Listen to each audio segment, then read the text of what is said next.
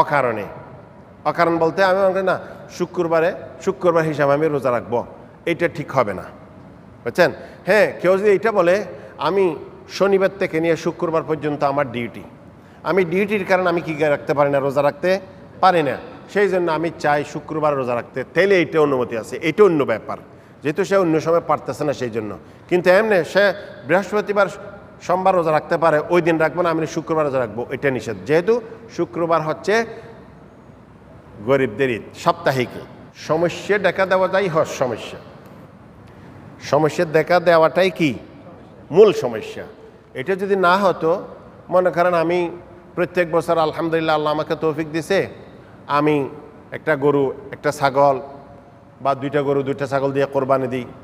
এক ছেলে সে খুব দিনদার, সে হাফেজ, সে আলেম বা সে আলেম নন, কিন্তু সে খুব দিনদার, সে আমানতদার, সে সুন্নত অনুযায়ী চলে, সেই হিসাবে তার কাছে পয়সা করি কম, কিন্তু আমার মেয়েটা বিবাহ দিলাম যেহেতু দিন আছে, এখন তার কাছে পয়সা করে নেই, এখন সে তো তার উপরে তো কোরবানি ওয়াজিবও নয়, কোরবানি করার দরকারও নেই। তারপরে যদি আপনি বলেন আমার কাছে আমি তো 2-3টা গরু আমার বাড়িতে দিচ্ছি, একটা গরু আমি ওর বাড়িতে দিলে সমস্যা নেই, এটা সমস্যা নেই। কিন্তু একটা এই মেয়ে তো দিছে একটা, এমনি ওই হিসাবে পরের বছর হয়ে গেছে কি গত বছর একটা দিয়েছিলাম, এই বছর না দিলে কেমন লাগে, এই কেমন লাগাটাই হচ্ছে সমস্যা, বুঝছেন? এখন আচ্ছা এই মেয়ে তো দিছে আসে হিসাবে, আরেকজন বলছে যে এটা আমার স্বাস্থ্য ভাই বিবাহ করেছে তো ওদের শাশুড় বাড়ি থেকে গরু দিছে, আমার শাশুড় বাড়ি থেকে দিবে না কেন, এইটা সমস্যা। সেই হিসাবে দিবে না, তবে কোরবানি করার পরে গোশত দিবে। কেউ কোরবানি করলো যেরকম সেরকম ইফতারি কি জন্য খাওয়ানো হয়? ইফতারি খাওয়াইলে পরিপূর্ণ রোজার সওয়াব পাবে, সেই জন্য তো। এখন ইফতারি যদি কেউ দাবি করে, এটা তো জায়েজ হবে না।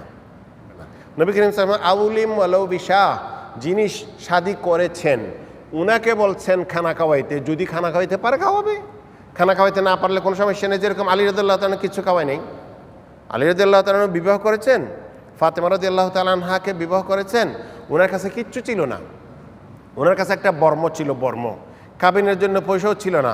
বলছে আলী তুমি তো কিছু দিতে হবে, আমার মেয়েকে বিবাহ করবা মানে স্ত্রীকে তো কিছু দিতে হবে, কাবিন দিতে হবে। বলছে কাবিন, বলছে রাসূল আমার কাছে কিছু নেই। তখন বলছে তোমার বর্মটা কোথায়? কয় আর বর্ম ওইটাও তো আরেকজনের কাছে বন্ধক। বলছে ওইটা আন। হযরত উসমান রাদিয়াল্লাহু তাআলা আনহু ওনাকে সহযোগিতা করছেন। আর আমরা ছোটবেলায় শুনতাম কি জারি গানের মধ্যে যে ওসমানে খানা বানাইছে, মেজবান করেছে, আলীকে দাওয়াত দেয় নাই ফকির হিসাবে, সব খানা জমি গেছে, এই সবগুলো শয়তানি কথা, বুঝছেন? যদি সম্ভব হয় তাহলে ওলিমা করবে, যদি না হয় তাহলে করবে না। আরবরা তাদের খাদ্য ছিল খেজুর, সেই জন্য তারা খেজুর খাওয়াইতেন। আমাদের খাদ্য যদি ভাত হয় তাহলে আমরা ভাত খাওয়াবো, আমাদের খাদ্য যদি রুটি হয় তাহলে আমরা রুটি খাওয়াবো, আর আমরা যদি খেজুর হয় তাহলে আমরাও খেজুর খাওয়াবো। যার খানা যেটা সেটা দিয়ে কি করবে? ওলিমা খাওয়াবে। এদিকে বলছে সুন্নতি বিবাহ হয়েছে, আর ওদিকে বলছে ফিরিস, এই সেই হিসাবে একটা বড় লিস্ট একটা দিছে, তুমি কিসের সুন্নতি বিবাহ করো? হ্যাঁ, বলছে যে মোরে ফাতিমি, আর ওদিকে জামাইকে এইগুলো দিতে হবে, মোটরসাইকেল দিতে হবে, এই দিতে হবে। জিন্দেগিতে জামাই সাইকেল চালায় নেই, সে মোটরসাইকেল কি জন্য দিবে তাকে? ঠিক আছে না?